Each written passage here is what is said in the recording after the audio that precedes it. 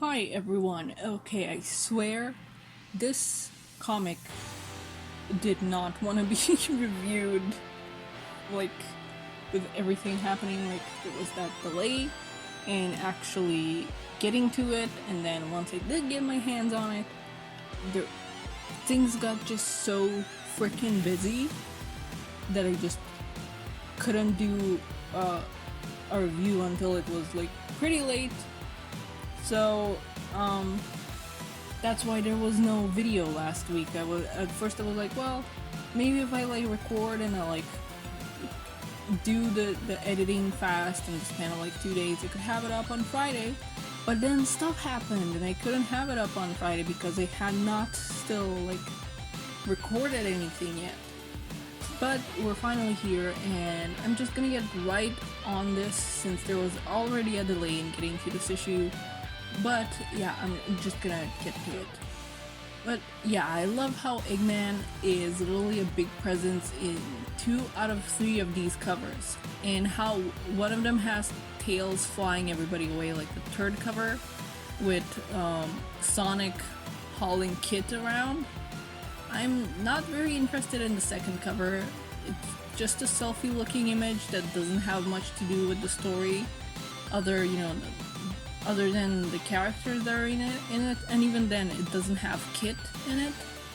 So with that one, I guess at least there isn't a fire in the background this time.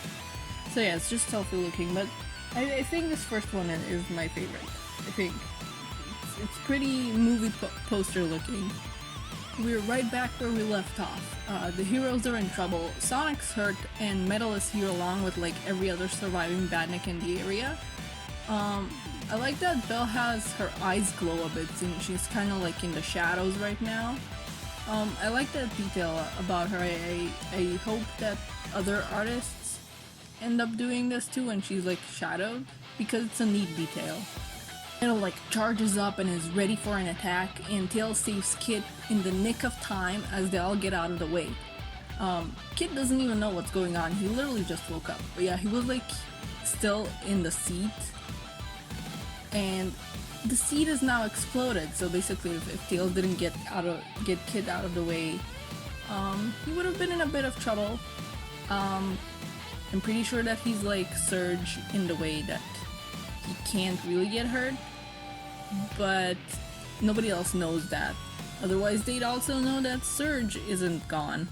They try to get away through the like alleys of the city so Metal won't be able to get up to top speed that way, but he just crashes through the wall.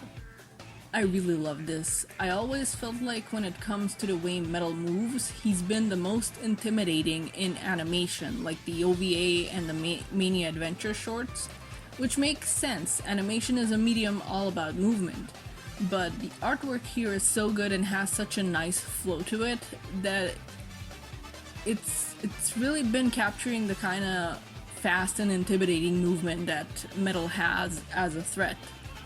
I'm sorry, I just love Kit's face. What a way to wake up. He wakes up after getting so stressed that he shuts down, and immediately a robot copy of his enemy is trying to blow him and everybody else up. There's lots of running, some weird puppet girl is carrying him. He has like no idea what's going on, he just knows that everything is happening so much. He's been awake for just a bit, but he's breaking my heart anyway.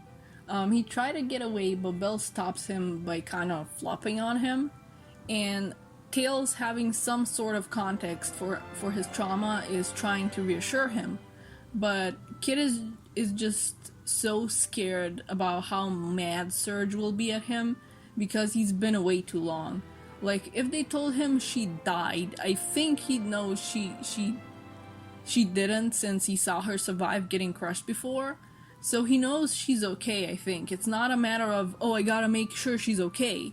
It's a matter of, I gotta go before she gets even angrier with me.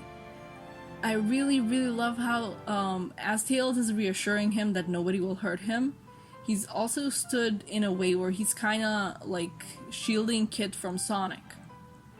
Tails, of course, knows Sonic wouldn't hurt Kit, but he knows Kit views Sonic as, like, his and Surge's top enemy. So he just wants Kit to know that everything's gonna be okay, and I love that little detail. Sonic offers a truce. Kit is the only one with powers that can stand up to Metal right now, although he does need to recharge his pack, so he can either help them defeat a common enemy, or they can all be mincemeat together. I like that Kit is doing the opposite of Surge here. When Surge was offered a truce, even a small one, she refused.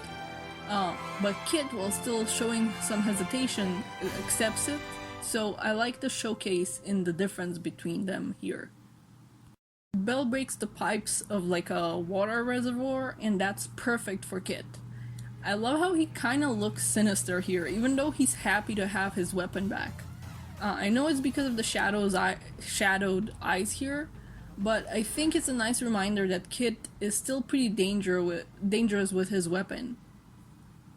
Kit uses his powers against Metal, with Sonic being like, "You got this," which I think is like the first positive thing that Kit has gotten when it comes to like people he's currently working with, because Surge didn't really do that. He looked awesome as he usually does when he uses his power. Like, he's kind of sinister looking with shadowed, glowy eyes, just quietly restraining Metal before breaking like a wall, I think, to have it fall on him. Like, Metal even looks shocked. And why wouldn't he be? This kid that just showed up and is so tiny also has such powerful superpowers.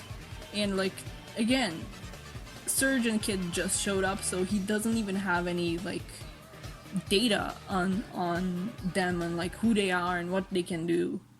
Much like the previous issue, we take a look at what Surge is up to.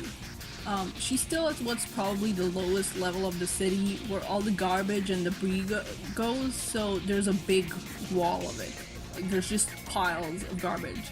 It makes her feel like she's just been thrown away like trash, so she starts furiously clawing her way over the pile of trash. Just as she gets on top of it, like a bulldozer-looking Eggman robot that's, I guess, meant to clean as much garbage as it can passes by, and that ends up kicking Starline's tricorn glove towards Surge. Surge can guess pretty well what's become of Starline. She tosses the glove after this, and it burns in a fire. It's like, you know, the last remnants of Starline burning up. And I love how she's almost kind of upset that he's gone. Like, she's free, but there's this uncertainty on what to do with that. She's free of Starline, but what does that mean for somebody that only remembers following his whims? Even when she broke away from his plan, her own plan still used Starline's original as a basis. So what now? Moreover, the change in her plan, like, over his, involved betraying him. So now she can't even do that.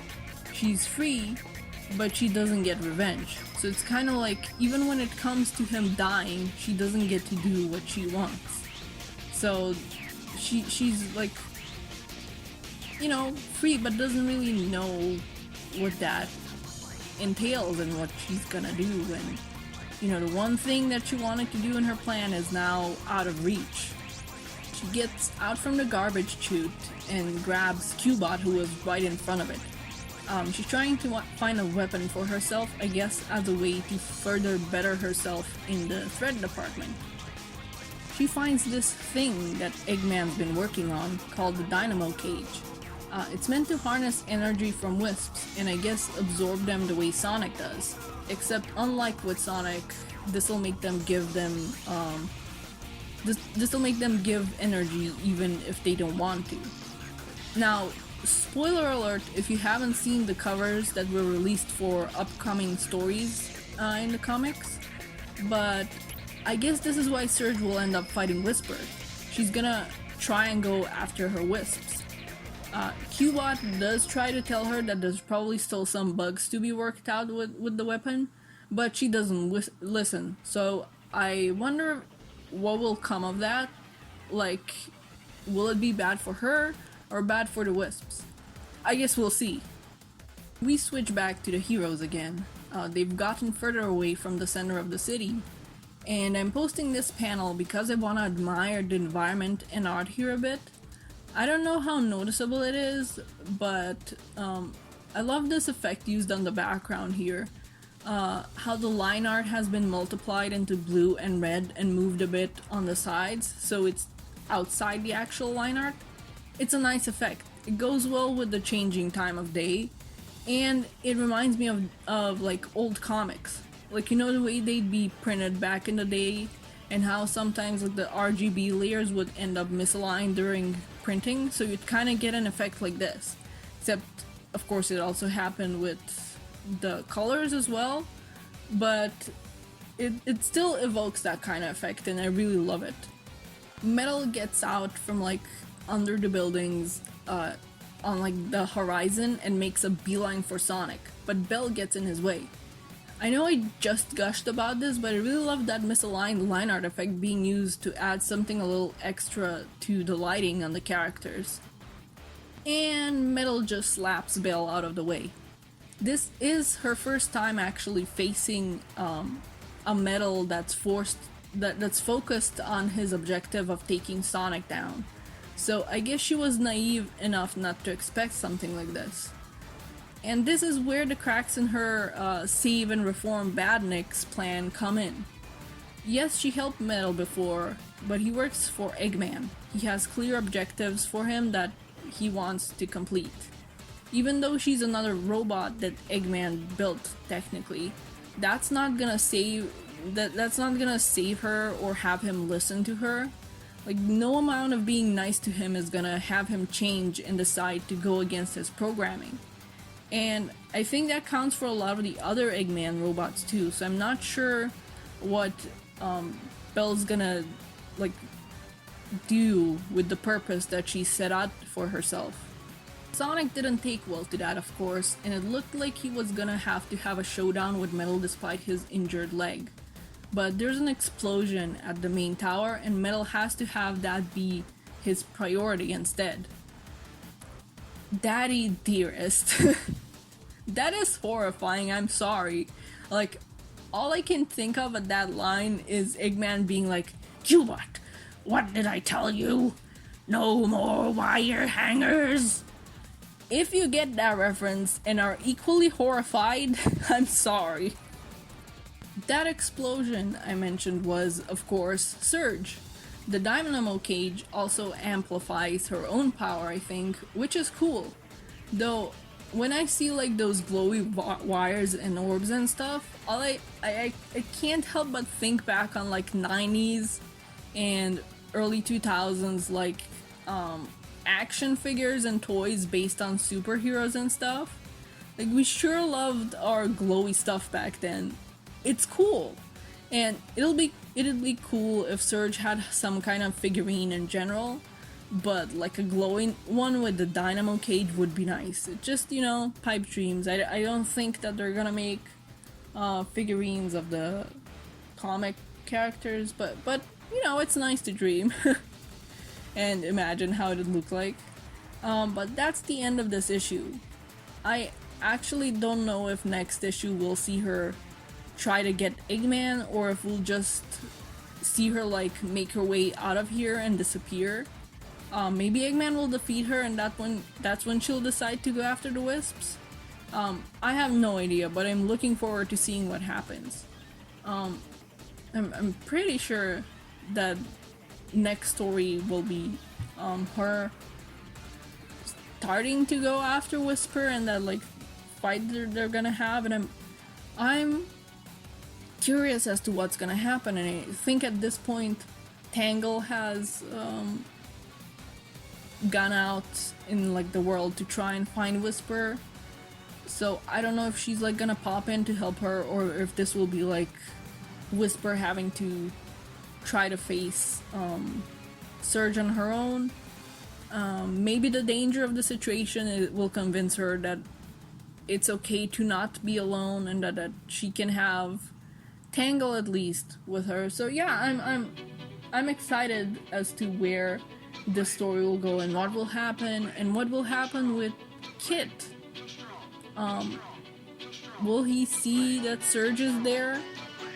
probably not, because he's with Sonic, and Sonic and friends have to make their way out of the city and like save themselves. So I think Surge and Kit are gonna be separated for a while, and I'm curious as to what's gonna happen and how that's gonna go and everything. But yeah, that was this issue. I liked it. I like that Kit I mean Surge got a kind of upgrade here and what she's gonna do with it. So yeah, those are my thoughts on it, and those are my rambles, and see you when I see ya. Bye bye.